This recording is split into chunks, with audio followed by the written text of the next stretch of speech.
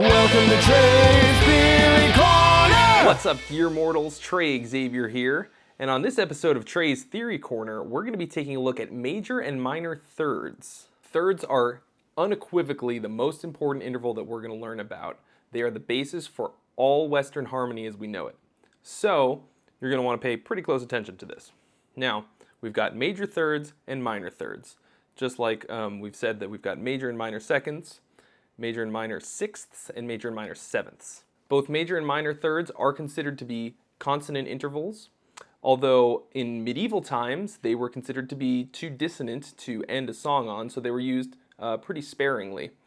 But as it stands today, they're something that we hear literally all the time. Part of the reason that they're so important is that they determine the quality of the chords that you hear to a great degree, and it partially determines how the song or piece of music makes you feel. Chords are built out of thirds.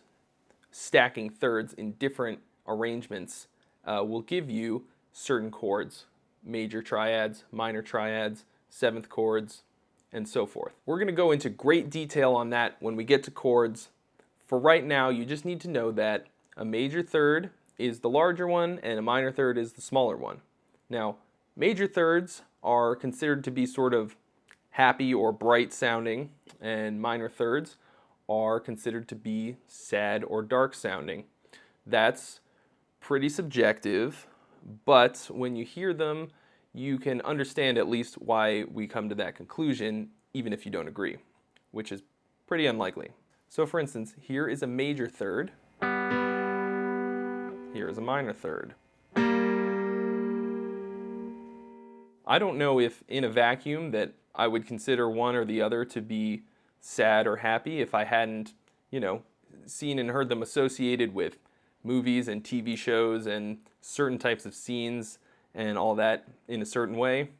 We'll probably never know. You'd probably have to bring in somebody who'd been raised by wolves and ask them.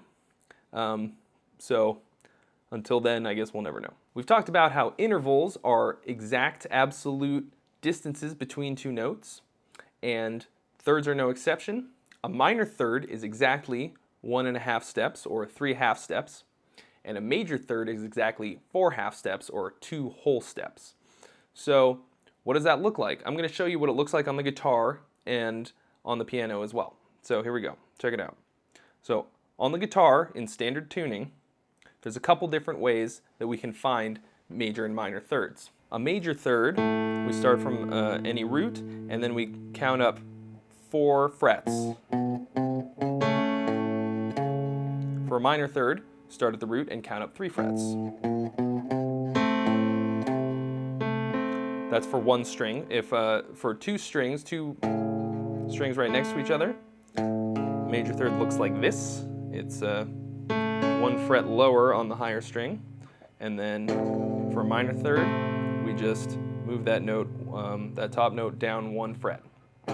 And that works for these 2 strings and these 2 strings as well, and then the top 2 strings. Now on the guitar, the G and B strings in standard tuning are a major third apart already, so all we have to do is play the 2 strings on the same fret, and bam, major third. For a minor third, we just take that top note and scoot it down 1 fret.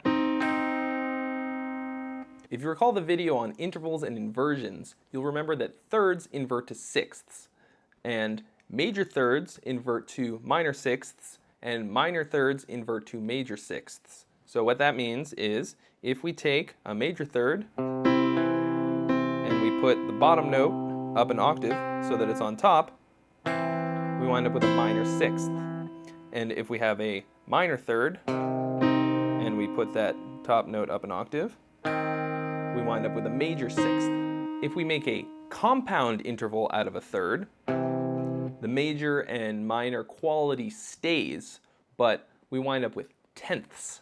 So if we take that top note of the third and bump that up an octave, so we now have a third plus an octave in between, that's called a tenth. When making compound intervals, the quality of major or minor doesn't change. So this is going to become very important later on when we start building chords by stacking thirds.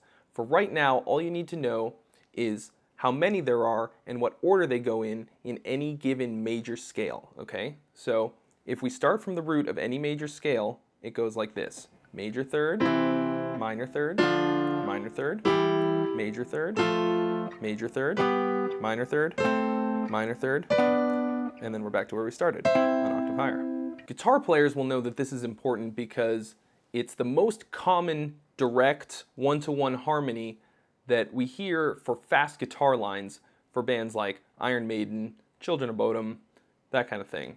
You hear it all the time in metal and rock music. Thin Lizzy absolutely loved to play in direct diatonic thirds, sometimes sixths and other intervals as well. But thirds are very, very common for that kind of harmony, the sort of twin guitar sound. I'm going to give you a little bit of a taste of what stacking thirds to create chords looks like. Just a little preview so that you can kind of understand what these are useful for. If we take a major third from the root, which right now I'm using A, and we go up a major third from there,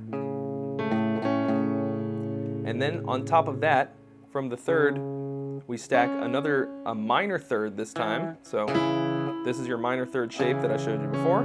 Here's your major third. Then we wind up with a major triad, okay, an A major chord in this case.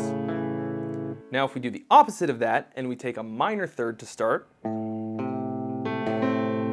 then stack a major third from there, from that top note, and then a major third higher from there, and then we take all three of those notes, then we have a minor triad, an A minor chord. So we'll go more into detail on that kind of stuff at a later date. I just wanted to give you a little baby preview of it. It's very important to me that you guys remember what these sound like in the long term. So I'm going to debase myself yet again for your entertainment and education and improvise a song on the spot to help you to remember what they sound like later on. So here we go. Major third, super fucking happy sounding major third. Major third, super fucking happy sounding major third. Minor third is so sad. Minor third, 1.5 steps so sad. So that's my sneaky way of getting a little bit of ear training in there for you, which basically just means that at a certain point you'll be able to recognize these intervals just by hearing them. And it helps to have little mnemonic devices like a little song that you can sing to figure it out. I still use them all the time. Alright guys, thank you so much for watching my ongoing music theory series. If you haven't already, please subscribe so that you can get a notification when I put another one up, which will be 2 weeks from today. So I will see you then. First thing you gotta think about when it comes to music theory. Number one, what the fuck is it? What the fuck is music theory? If you already know the answer, please don't shout it out, because you'll look like a crazy person at home by yourself. But really, in order for you to understand what you even need it for or why you should care, you gotta know what it is. And before we go any further, I have to define what I think of music theory as for you, so that we can take this journey together to improve our musical knowledge and understanding.